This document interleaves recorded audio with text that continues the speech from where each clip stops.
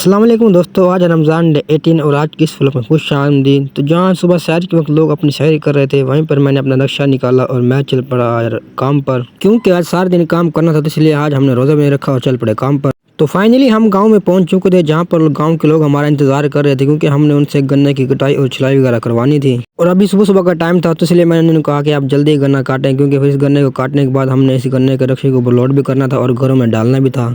गन्ने की कटाई करवाने के बाद मैंने लकड़ियाँ अपने रक्शे के ऊपर लोड करना शुरू कर दी और ये शख्स लकड़ी के ऊपर ऐसे मजे ले रहा था जैसा कि बंदा कश्ती में झूले खा रहा हो। तो मैंने इसे कहा कि भाई अभी आप जब ना लगाएं, क्योंकि हमने इसके ऊपर और भी लकड़ियाँ लोड करनी है। लकड़ियाँ लोड करने के बाद मैं अपने खेतों में पहुंच चुका था, जहां पर मैंने जानवरों के लिए चारा वगैरह काटना था। तो इसलिए मैंने जल्दी जानवरों के लिए चारा काटा। घास काटने के बाद मैंने लकड़ियों को और घास को रस्सी के ऊपर लोड कर लिया था और अब मैं घर के लिए निकल चुका था, क्योंकि अब मैंने जल्दी से घर पहुंचना था। तो इसलिए मैंने रस्से को ऊपर रस्सियाँ मारना शुरू कर दी, क्योंकि हमारे पास टाइम बहुत कम था और अभी हमने और भी काम करने थे। तो इसलिए मैं अपना टाइम ज़ाया नहीं किया और चल पड़ा घर के लिए।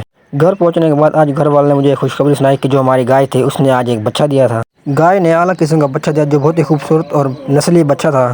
तो फाइनली दोपहर का टाइम हो चुका था और आज गर्मी तो वैसे बहुत ही ज़्यादा थी। तो इसलिए मैंने एक गिलास गन्ने का जूस मंगवाया और गन्ने का जूस पिया, क्योंकि आज गर्मी बहुत ही ज़्यादा थी और काम की वजह से हमें बहुत ज़्यादा प्यास लगी हुई थी। इसलिए मैंने एक गिलास गन्ने का जूस पिया। गन्ने का जूस पीने के बाद शाम का टाइम हो चुका था और मैंने अपने जानवरों को चारा वगैरह डाला और मैं अपनी भैंस का दूध निकालना शुरू कर दिया। भैंस का दूध निकालने के बाद शाम का वक्त हुआ और हम तमाम मजदूर एक जगह पर इकट्ठे हो गए थे, क्योंकि लोअर की गाड़ी आ चुकी थी और हमने इस गाड़ी के ऊपर गन्ना लोड करना था। तो इसलिए हमने अपना टाइम ज़ाया नहीं किया और गाड़ी के ऊपर गन्ना लोड करना शुरू कर दिया। तो इसलिए मैंने अली भाई से कहा कि अली भाई जल्दी करें, गन्ना गाड़ी को लोड करें। गन्ना लोड करने के बाद गंडेरी वाली गाड़ी भी आ चुकी थी और अली भाई ने गंडेरी गाड़ी के ऊपर लोड करना शुरू कर दी। और आज तो सारा दिन काम कर करके मैं और अली हम तो बहुत ज़्यादा थक चुके थे, लेकिन हमने हार नहीं मानी और अभी गंडेरी को गाड़ी के ऊपर लोड करना शुरू कर दी।